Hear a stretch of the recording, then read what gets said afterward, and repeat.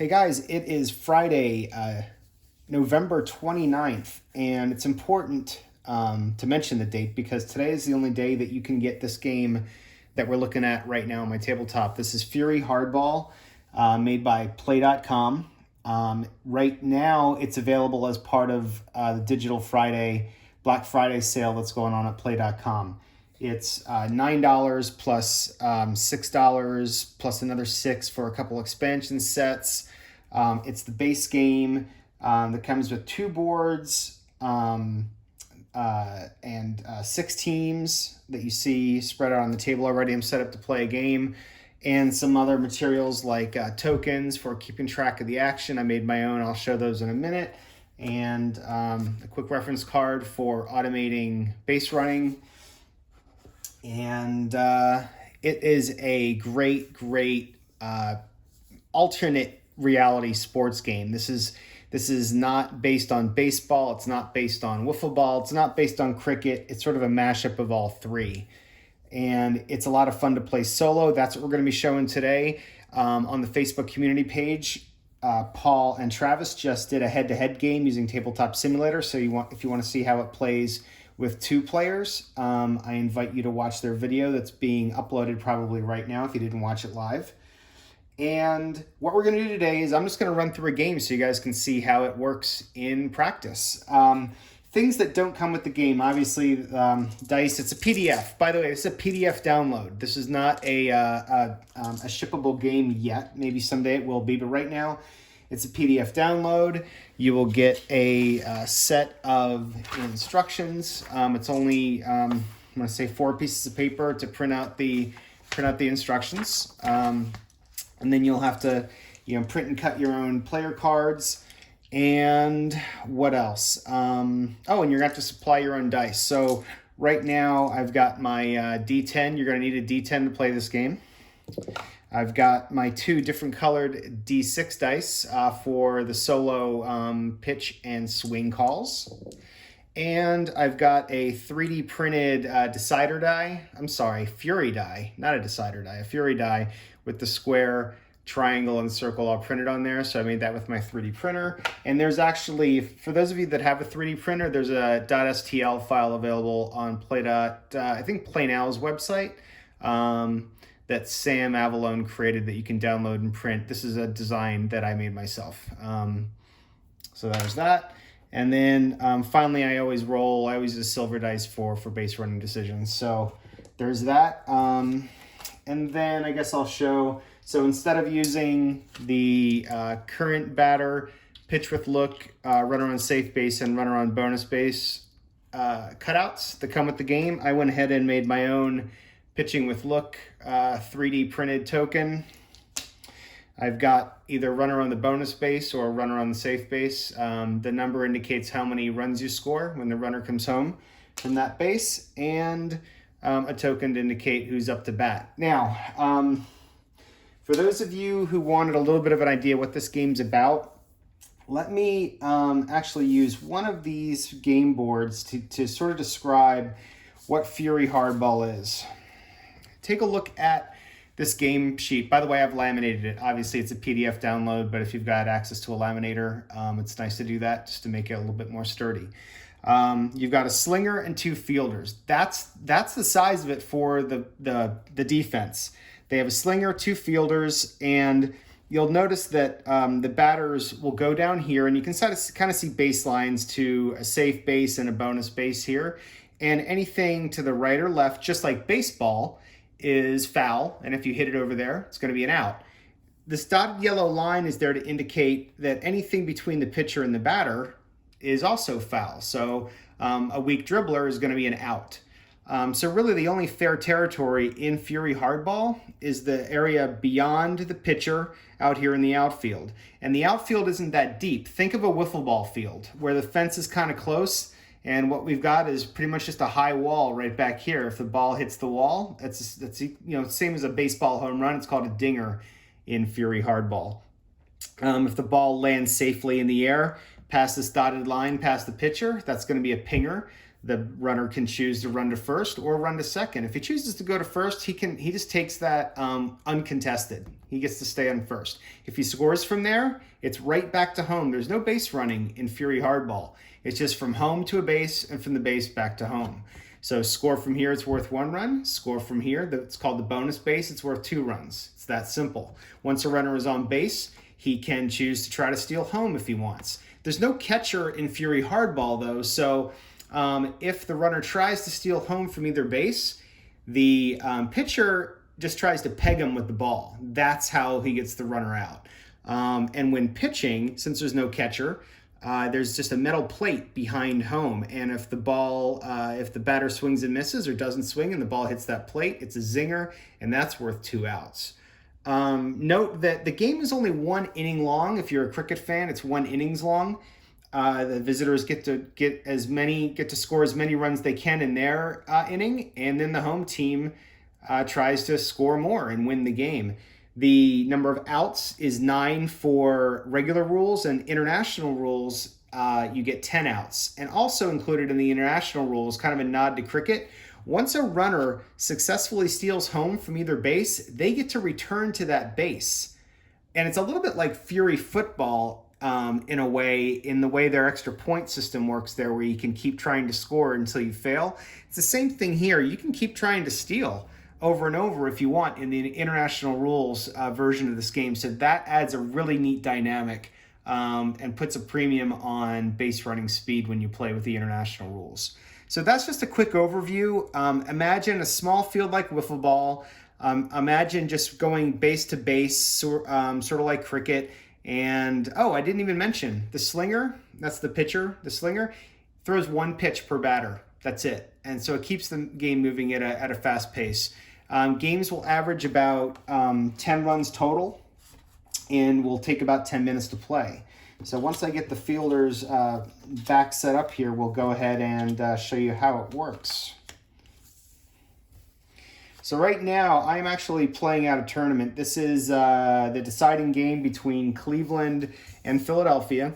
And here's the score sheet for the game. Very simple. All you have to do is track outs and runs. So for each team, I'm going to track outs and runs with tick marks down here, and we'll have a final score and any notes I want to make there. This file is available on my goodies site. I'll post a link in the comments. I also made a much more complicated advanced score sheet for people that want to keep detailed stats. I'm not even going to bother showing it because I don't want people to download it and start using it, because really it's hard to learn the game when you're trying to keep so many stats. I recommend when you're learning the game, just play for outs and runs and enjoy the gameplay, and don't worry about keeping detailed stats. And that's kind of an overview of the game. The game is driven by the key decisions are the pitch that the pitcher is throwing and the type of swing that the batter is going to attempt. And it's either going to be a big swing, a reach swing, or no swing. And let me show you one of the cards here so you can get an idea of what's happening. If the game directs you to go to the batter's card, he's going to have possible results here, a pinger or a possible dinger. We'll talk about that as we're playing. And then what I wanted to show you is right here, though. You'll notice six readings: big, reach, no. So this is part of the automated play calling system. So I'm going to roll 2 dice, one for the pitcher, one for the batter. This is going to tell me how the batter is approaching his at-bat, what kind of swing he's going to make, and same thing for the pitcher. It's right there on the card. 1 through 6, heat, stuff, junk. So pretty much an even chance of throwing all of them for that. So I'll kind of talk out loud as I'm playing so you can get an idea of what's going on. I think that's enough of a preamble. It's been about 10 minutes. Let's spend the next 10 minutes playing the game. So first up, I'm going to be over here on this board. We've got Cleveland batting. I do apologize for the weird angle. I don't have like a crazy awesome video setup like Steve Tower or other YouTubers these days. It's just my iPhone on a tripod on my desk, and hopefully this gives you guys an idea of what's going on. So again, this is the rubber match in the series to see who advances to the quarterfinals in my tournament. Cleveland took the first game 11-0 Fetter threw like 5 zingers. It was awesome. But then Burlingame had a great game for Philadelphia in the second game, and now here we are, third game. So Tagaki is leading off for Cleveland, and typically I roll all the dice at once, but for this first batter, let me just sort of go slowly through the at-bat. So the first thing to do is roll 2 different D6, one of each color. I use the darker die as the roll for the pitcher and the lighter for the batter. So first at bat, it reads 3-5. So that is a stuff pitch for Burlingame versus no swing for Tagaki. Okay, so it's stuff versus no swing. And then you roll a D10. This is like the activator. This is going to tell you where you're going to go to get the result for this. And it's a 6. And that's going to take us to down here to the swing board. Result of 6. And we need to now reference what was the pitch and the swing type. It was stuff and no swing. So you just cross-reference this little table next to the 6, stuff versus no swing, and you'll see there's a Z printed on the board. Z stands for zinger. It's like a K in baseball, but the cool thing about a zinger, that is worth 2 outs. So right away, 2 outs, and the way the score sheet works is you just cross out 1, 2. So that's how you keep track of how many outs are in the inning, and again, no runs, so blank. And that's how it works. So now I'm going to start just rolling all the dice together to make the game go faster. We'll put our current batter icon over here on De La Rosario for Cleveland. So 2 outs, bases are empty, and we don't have to worry about determining whether the pitcher is pitching with look or not. Again, this is a way for him to keep an eye on the runner and prevent steals. There's nobody on base, so it doesn't matter. So we'll just turn this over to the blank side and put it on the pitcher for now. It's going to be a stuff pitch versus a big swing. The D10 says 9. So we look at 9, stuff versus big swing, and it's a slinger 1. So slinger 1, not sure if you can see that printed on the board, but basically that means read the result off of the slinger's card. Pretty simple. The slinger has a zinger as his main result, but there's an asterisk that says a dinger on a heat pitch. It wasn't, so that won't come into play. But there's also the Fury symbol. The Fury symbol here, and I'll show it to you, is the triangle. Basically, that's a 1 out of 6. There we go. It's a 1 out of 6 chance that instead of throwing a zinger, which is worth 2 outs, really cool, it's also possible 2-run dinger. Dingers are worth 2 runs, and plus they score anybody that's on base. So I rolled the decider die already with my big roll of dice, and it came up square. So it did not come up triangle. That means we have a 2-out zinger for Burlingame. And already there are 4 outs, and we're only to the third batter. Broadus is up. We've got a junk pitch versus a big swing, and the D10 says 1, so we're going to the slinger's card. That's huge for Philadelphia because Burlingame's got a strong card, and it's a zinger unless it's a heat pitch, which it was not. It was junk. Or if the if the Fury die is a triangle, which it's not, it's a square again, so it's a zinger. So that's another 2 outs. That's the second zinger for Burlingame. Just gonna make a little note of 2 Z's there. And there's 6 outs already. Cleveland hasn't scored a run. This is not looking good. Hatter's up. It's gonna be a stuff pitch and no swing. He's gonna be patient, but let's see what happens.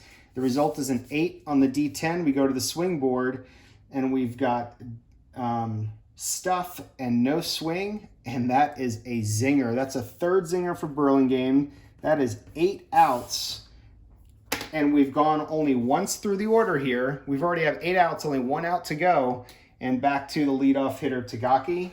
And this is unusual to get this many outs with no base runners or runs scored.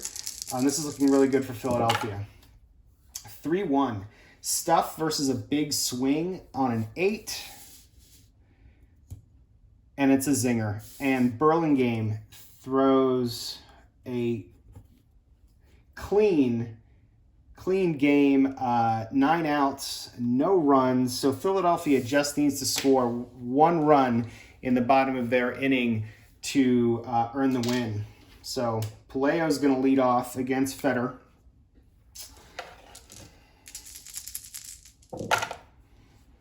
junk pitch, big swing, 4. That's Puleo. The interesting thing here is it directed us to the D10 is a 4, so that means we go to the batter's card, and Puleo has if you see that, he has a pinger, or if the Fury die is a triangle, he's out, and the Fury die, it's a 1 out of 6 chance, but it is a triangle, so Philadelphia hanging on gets 1 out. Imagine an out as a ball caught in fair territory. A stinger, which is an out basically caught in foul ground, and it's worth 2 outs. So stingers are good. You want to see those on your fielders if possible. All right, Les goes up with 1 out. Still not seeing any offensive action.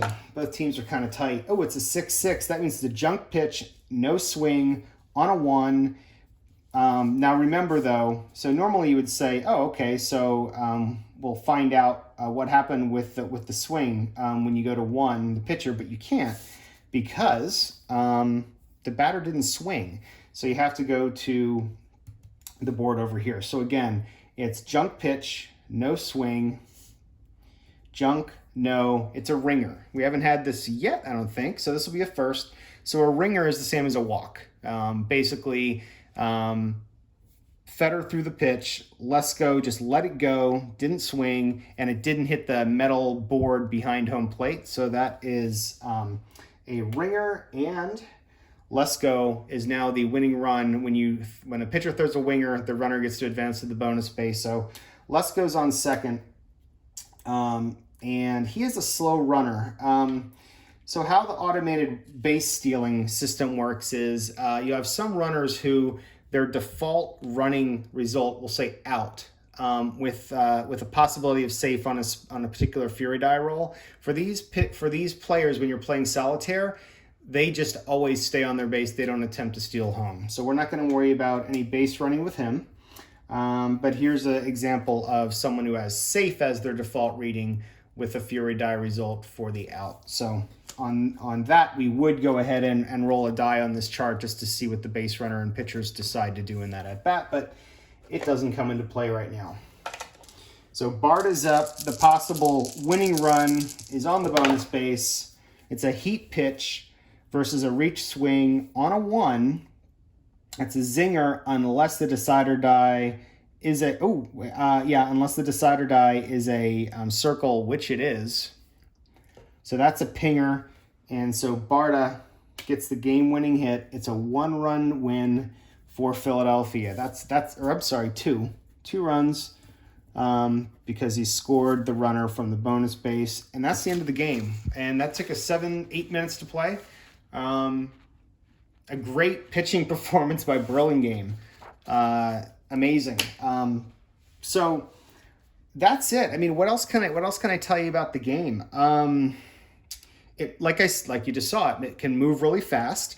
You can also have crazy stuff that does like throw a wrench into how quickly the game's moving. We can have fights, we can have ejections, we can have players having to leave the game. How that works is you want to have a little bit of strength on your bench here and leave someone who can play the field, and then also someone who can pitch. It's always best to have someone who can play the field, someone who can pitch on the bench, and of course a couple extra, and they can become batters as well. I didn't really mention that, but all players are designated when they play this game. So hopefully, if you're interested in this game, let me just talk for a few more minutes about some other aspects of the game that are just interesting to note and might help you if you decide to pick up this game.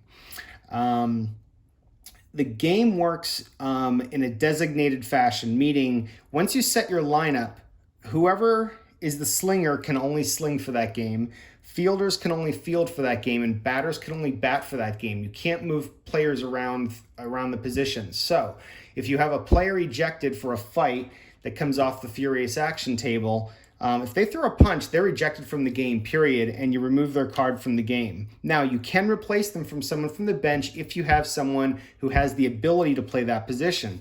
Monty here only has the ability to either be a batter or a fielder, and Rippy only has the ability to be a batter or a slinger. So if you needed a fielder and this was the only guy on your bench, you would just have to leave that fielder position blank.